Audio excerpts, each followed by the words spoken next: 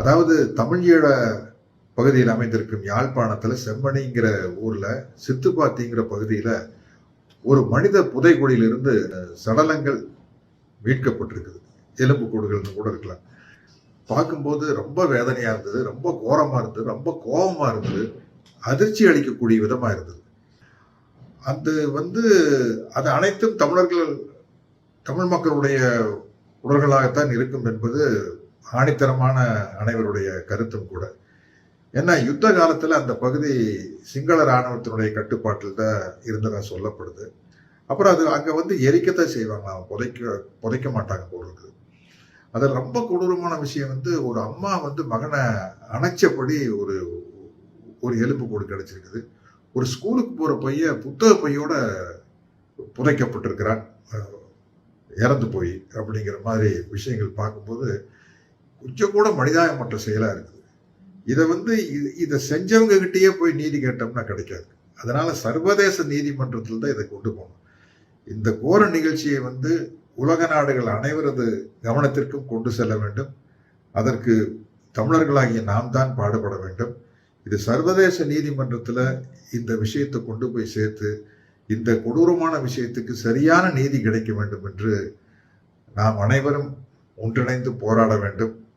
விஷயத்தை வெளியே கொண்டு போகணும் அப்படின்னு உங்களில் ஒருவனாக கேட்டுக்கொள்கிறேன். நன்றி, வணக்கம். வணக்கம். 30 வருடம் சிறையில் இருக்கிற விக்னேஸ்வர பார்த்திபனின் தங்கை வாகினி இப்போ 24, 25 எங்களோட அண்ணாண்ட விடுதலைக்காக எல்லாரும் ஒருமித்த குரலாக கேட்க இருக்கிறோம். இதுவரையில் நாங்கள் அப்படி கேட்டதில்லை. இந்த முறை நாங்கள் எல்லாரையும் கேட்க போகிறோம் எங்கட அண்ணா விட சொல்லி. ஏனென்றா எங்கட அண்ணா பாவம் 30 வருஷத்துக்கு மேலேயும் அவர் அதுக்கே இருக்கிறார்.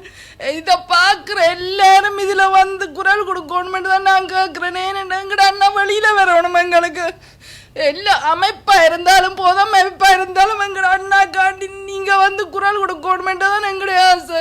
எல்லா அமைப்பையும் நாங்கள் கேட்குறோம். எங்கட அண்ணா நாங்கள் இப்படி ஒரு போராட்டம் நாங்கள் செய்ததும் இல்லை. எங்களுக்கு இதை பற்றி ஒன்றுமே தெரியும். நாங்கள் இந்த முறை தான் கேட்குறோம். எங்கட அண்ணாவை இவ்வளோ நாங்கள் நம்பி நல்லா ஏமாந்து போனோம். இந்த முறை என்றாலும் எங்கட அண்ணாவை விடணுமென்றதுக்காண்டி எல்லாரும் ஒத்துழைச்ச எங்களுக்கு குரல் தரணும் எங்கட அண்ணா விடுதலைக்காக என்றுதான் நாங்கள் கேட்டுக்கொள்ளுறோம்.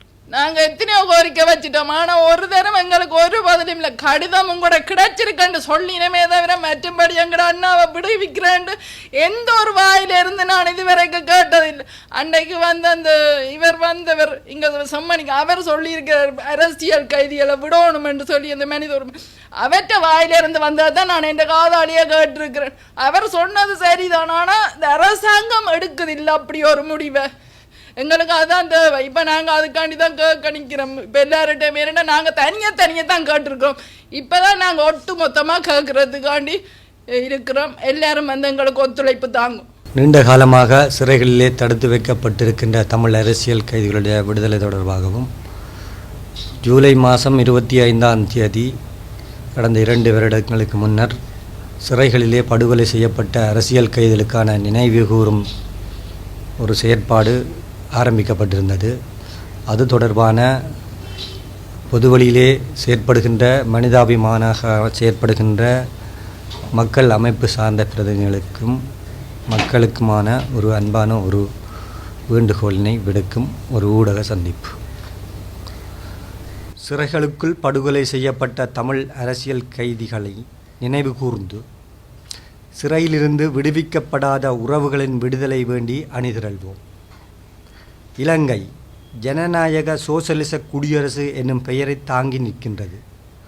ஆனாலும் இந்த ஜனநாயக சோசலிசம் வெளிப்படுத்தும் விழுமியங்களுக்கு மாறாக ஒடுக்கும் அரசாகவே இவ்வரசு பரிணமித்துள்ளது. இந்த அரசினது இரும்பு சிறைகளுக்குள் தடுத்து வைக்கப்பட்டிருந்த நிலையில் உயிர் பறிக்கப்பட்ட எமது உறவுகளான தமிழ் அரசியல் கைதிகளை உணர்வு பூர்வமாய் மனம் கொள்ள வேண்டியது தமிழ் மக்களாகிய நம் ஒவ்வொருவரது கடமையாகும். சுதந்திர வாழ்வின் உரிமைக்காக நித்தமும் போராடி கொண்டிருக்கின்ற எமது தமிழினத்தை சட்டத்தின் பெயரால் அடக்கி ஒடுக்குவதற்கென்று ஆதிக்க அரசினால் திட்டமிட்டு உருவாக்கப்பட்ட அவசரகால சட்டம் மற்றும் பயங்கரவாத தடை சட்டம் போன்றவற்றின் கீழ் இன விடுதலையின் பெயரால் கைது செய்யப்பட்டு சிறையில் அடைக்கப்பட்ட தமிழ் அரசியல் கைதிகளை நாம் மறந்துவிடலாகாது. நாட்டின் பல்வேறு சிறைகளிலும் தடுத்து வைக்கப்பட்டிருந்த நிலையில் வெவ்வேறு காலப்பகுதிகளில் மனிதாபிமானமின்றி கொல்லப்பட்ட நூற்றுக்கணக்கான எமது உறவுகளை நினைவேந்துவதுடன் 30 ஆண்டுகள் கடந்தும் விடுதலையின்றி இன்று வரை சிறை கூடங்களுக்குள் தடுத்து வைக்கப்பட்டிருக்கும் தமிழ் அரசியல் கைதிகளின் சுதந்திர விடியலுக்காக கரங்கோர்த்து குரலுயர்த்த அனைவரும் ஒன்றிணைய வேண்டிய காலத்தின் கட்டாய தேவையாகும். தமிழினத்தை வேரறுக்கும் வரலாற்றின் முதல் அத்தியாயமான ஜூலை கலவரத்தின் சிறைப்படுகொலை நாள் ஜூலை 25 முன்னிறுத்தி சிறைகளுக்குள் படுகொலை செய்யப்பட்ட உயிர்களுக்கு சிரம் சாய்த்து நினைவேந்தி இன்று வரை சிறையிலே வாடும் உறவுகளின் விடுதலைக்கு வழியமைப்போம். அரசியல் கைதிகளின் விடுதலைக்காக உணர்வு பூர்வமான போராட்டத்தை முனைப்புடன் முன்னெடுக்க குரலற்றவரின் குரல் அமைப்பு சகல தமிழ் சமூகங்களிடமும் அழைப்பு விடுக்கின்றது. நினைவேந்தலை வலுப்படுத்தி விடுதலைக்கு வழிசமைக்க ஈழத்து சூழலில் மட்டுமன்றி அயலகமான தமிழகம் புலம்பெயர்ந்து வாழ்கின்ற பன்னாட்டு தமிழ் உணர்வாளர்கள், தமிழ் அமைப்புகள், மனித உரிமைவாதிகள், பல்கலைக்கழக மாணவர்கள், சிவில் சமூக அமைப்புகள், ஜனநாயக சக்திகள் என அனைத்து தரப்பினரிடமும் அந்தந்த நாடுகள் இதே போன்ற உணர்வுபூர்வ கவனக்குவிப்பு நிகழ்வுகளுக்கான ஒத்துழைப்பையும் ஆதரவையும் உரிமையோடு வேண்டி நிற்கின்றோம்.